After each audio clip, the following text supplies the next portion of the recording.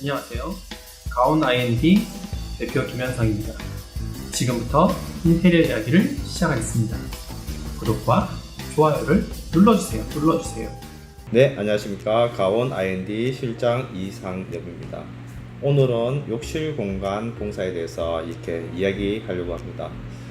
욕실 그러면 온 가족이 방을 제외하고 가장 많이 사용하는 그러한 공간입니다. 그렇기 때문에 욕실 공사에 대해서 사람들이 많은 관심을 많이 두고 있습니다. 제가 이야기하고자 하는 부분은 욕실 공사에 있어서 10년 이상이 된 아파트나 주 공간의 습식 욕실 공사에 대해서 이야기하고자 합니다.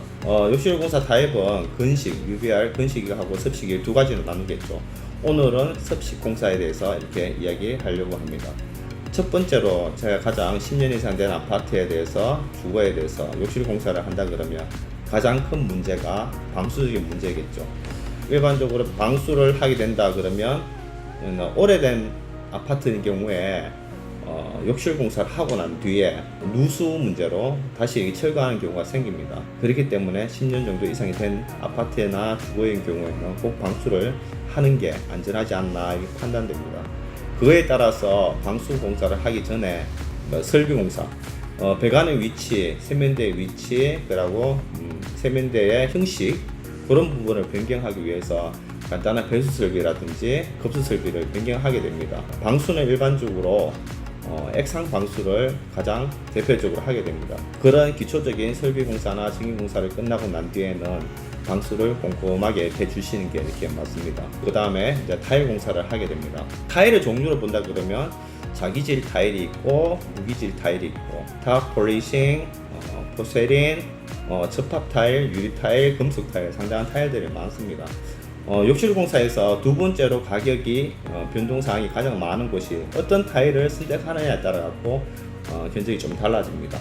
그래서 타일을 자기질 타일, 도기질 타일 같은 경우에는 그 소송 온도에 따라 달라집니다. 보통 벽체에 많이 사용되었고 자기질 타일 같은 경우에는 온도가 높기 때문에 바닥에 많이 사용됩니다. 기타 용도, 조건, 이미지나 디자인에 따라 갖고 여러 가지 타일들을 이렇게 많이 사용하는 게 일반적입니다. 그리고 난 뒤에 충분한 양생이 필요하고 그 다음에 SMC 천정 공사를 하게 되고 기물, 욕자재 설치 공사를 하게 됩니다.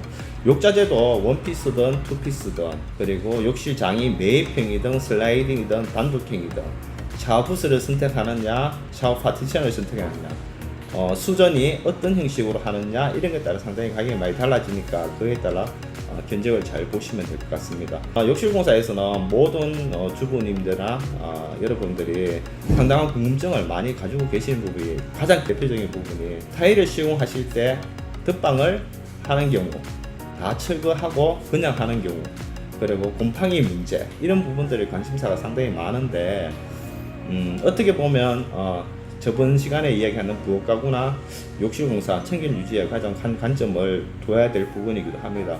하지만 최근에는 다양한 소재, 실리콘, 마감 재질에 대해서 이런 것이 많이 개발됐는데 그래도 청결이 첫 번째겠죠. 그리고 견적이 무엇에 따라 가장 많이 바뀌게 되느냐 건물이겠죠. 변기 세트가 원피스 같은 경우에는 30에서 50만 더 큰 소재도 많이 나올 거고 욕실장 같은 경우에도 슬라이딩을 할 경우 욕실장과 거울을 단독형으로 할 경우 그리고 액세서리에서 금구 수전이나 샤워 수전이나 기타 샤워를 위한 장비라고 액세서리 이런 부분들의 금액들이 다양한 디자인에 따라 금액들이 상당히 많은 변화가 있습니다.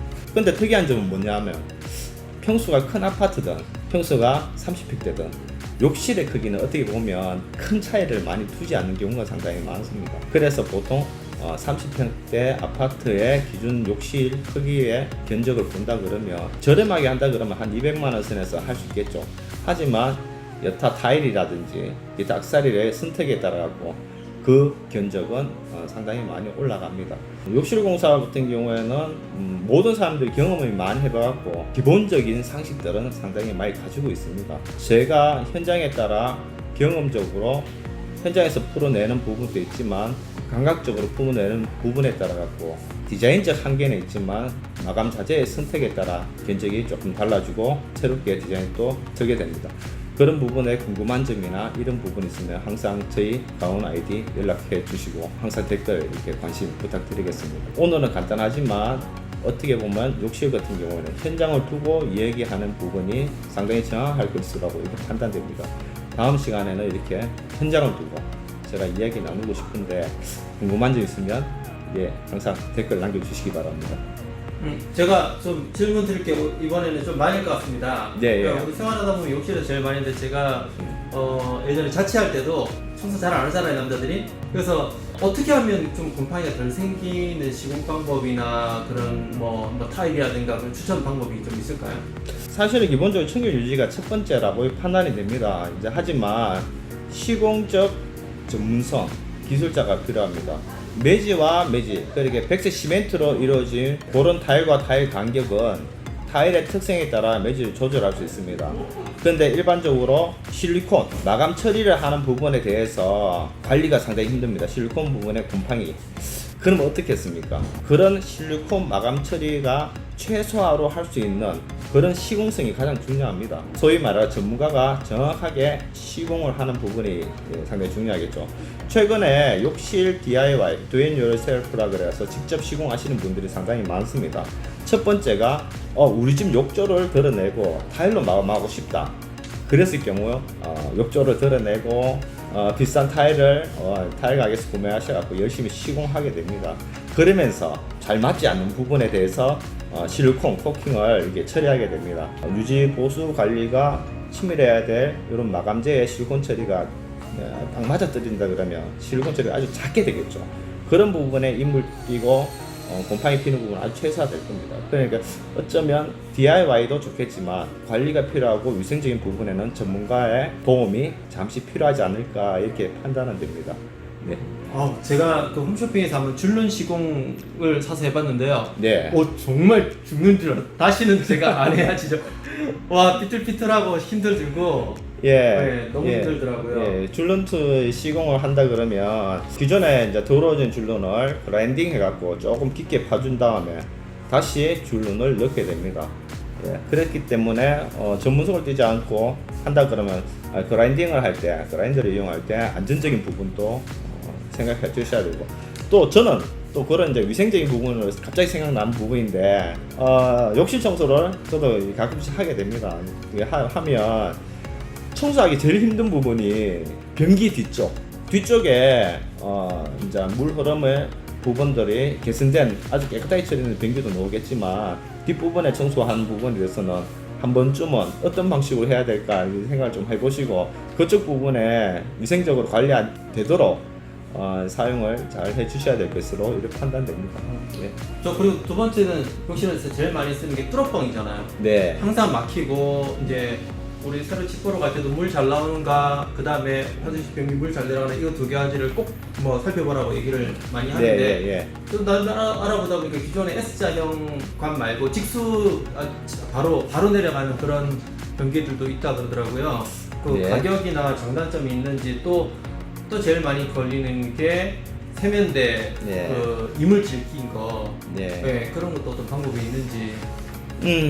첫 번째 질문해 주신 변기의 뒤에 S자 모양의 물 흐름, 사실 일자형은 없습니다. 사실은 그렇습니다.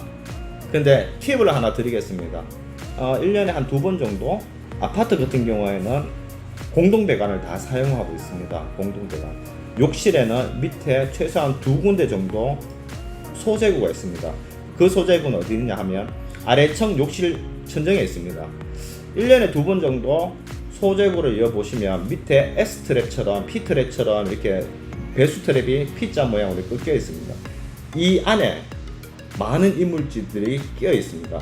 그 부분들을 밑에 집에 양해하셔갖고 관리사무실에 보면 영선실이라고 있습니다. 영선실에 가셔갖고 우리 집 배수가 그러고 악취가 나는 것 같습니다. 아랫집에 소재구 청소를 부탁드립니다. 관리비 속에 다 포함된 부분이라고 판단됩니다. 그러니까 1년에 2번 정도 장마철이 지났다든지 겨울철이라든지 2번 정도 아랫집에 소재구 청소를 요구하시면 그 소재구에는 많은 이물질도 있고 배수에 영향을 주는 부분도 있을 수 있고 악취에 영향을 주는 부분들이 있을 수 있습니다. 그런 부분을 여러분들은 꼭 챙기시고 관리 잘 하시기 바랍니다. 그리고 가장 중요한 팁이니까 보통 사람들은 그런 부분들을 공사할 때라든지 입주할 때 생각지 못하는 그런 분들 상당히 많습니다. 두 분 정도는 아랫집에 우리 집 소재구 청소를 아파트식에 요구하시면 좋을 것 같습니다. 두 번째, 세면대 열심히 청소하셔야 됩니다. 세면대는 머리카락 끼는 거 아시겠죠?